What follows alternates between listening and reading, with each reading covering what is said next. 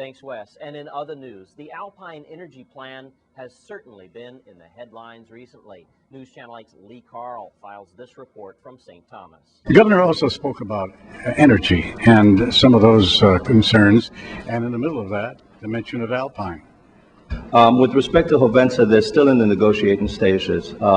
6 years and they've made tremendous progress. There's still some very significant issues that still need to be addressed, but the department has been involved along the way completely. Commissioner Mathis has been in meetings with Hovensa in St. Croix, and he's traveled up to the U.S. Justice Department in D.C. and EPA in New York to make sure that is facilitated and moves forward. A 50% increase in the air quality in that area in St. Croix will have a tremendously positive impact. And what Hovensa is doing is primarily what oil refineries had to do under Petroleum Refinery Initiative that requires that refineries look at their air emissions. So the mere fact that Hovensa is in serious discussions and doing it, I think it's good for us. On top of that, the fact Hovensa is undertaking, even considering that size of an investment, given their losses in the last 18 months, given the number of oil refineries that have closed or merged, I think is also good for us in the sense that they're making the investment to move forward. So from that standpoint, I think it's good for us. The Alpine agreement and the with WAPA and with Waste Management Authority, it'll go up or down based on the reviews that's taking place. What I tried to convey last night is that we get away from the hysteria that's associated with the project, and we begin to look at the real issues. And the real issues are we have to deal with waste and municipal solid waste. That is, I say landfills, but let's be very frank, they're dumps.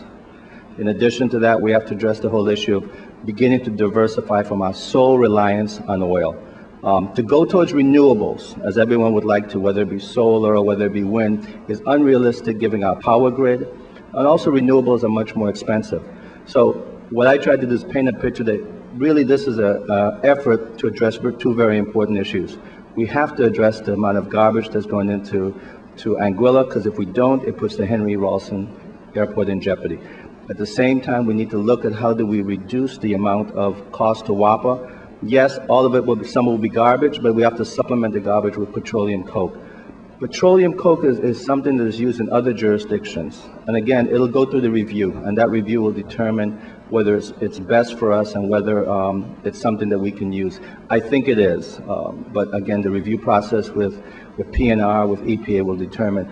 Also, they're using best technologies that even surpasses the petroleum coke facilities in the U.S. So they've even taken it up a notch, which is even better for our air quality. Since we're talking more about energy here again, you touched on that in the State of the Territory address. You just briefly mentioned our ability to connect with Puerto Rico. Mm-hmm. I've been hearing over and over again about Puerto Rico has natural gas that we could use as a pipeline here. Where are you on that? How far are we into working with Puerto Rico on that? We're still at the discussion stages, but they are interested. They have a power supply mix ranging from natural gas to oil to wind that will be able to at least provide it to us at an aggregate cheaper cost, possibly than if we stayed completely on oil. So we're still at the beginning stages, but at least WAPA and PREPA are talking to each other, and my office has also been in touch with the governor's office in the past on that. In St. Thomas at Government House, Lee Carl for News Channel 8. Thanks, Lee Carl. Well, last night, President Barack Obama gave his first State of the Union address. The president never backed down during his 1.5-hour speech. Obama was quoted as saying, "I don't quit." It's tempting to look back on these moments and assume that our progress was inevitable, that America was always destined to succeed. But when the Union was turned back at Bull Run, and the Allies first landed at Omaha Beach, victory was very much in doubt. When the market crashed on Black Tuesday, and civil rights marchers were beaten on Bloody Sunday, the future was anything but certain. These were the times that tested the courage of our convictions and the strength of our union. And despite all our divisions and disagreements, our hesitations and our fears, America prevailed because we chose to move forward as one nation, as one people. Again, we are tested. And again, we must answer history's call. 1 year ago, I took office amid 2 wars, an economy rocked by a severe recession, a financial system on the verge of collapse, and a government deeply in debt. Experts from across the political spectrum warned that if we did not act, we might face a second depression. So we acted, immediately and aggressively. And 1 year later, the worst of the storm has passed. But the devastation remains. 1 in 10 Americans still cannot find work. Many businesses have shuttered. Home values have declined. Small towns and rural communities have been hit especially hard.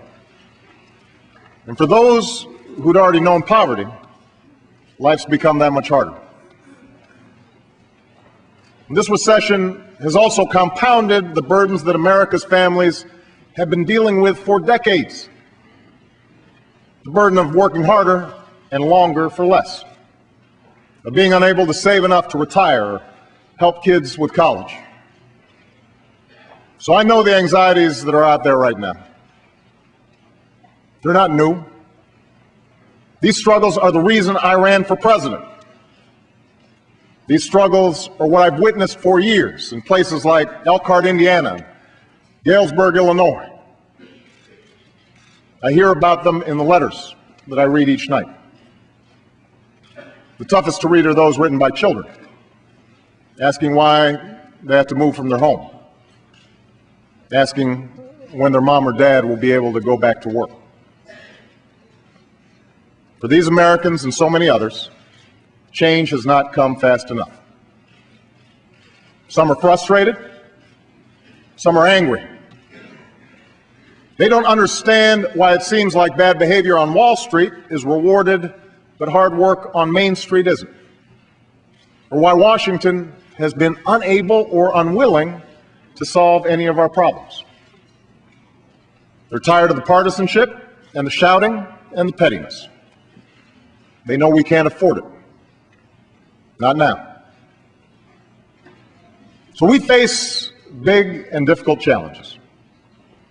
And what the American people hope, what they deserve, is for all of us, Democrats and Republicans, to work through our differences, to overcome the numbing weight of our politics. For while the people who sent us here have different backgrounds, different stories, different beliefs, the anxieties they face are the same. The aspirations they hold are shared. A job that pays the bills, a chance to get ahead, most of all, the ability to give their children a better life. You know what else they share?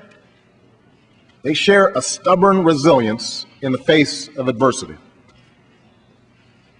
After one of the most difficult years in our history, they remain busy building cars and teaching kids, starting businesses and going back to school.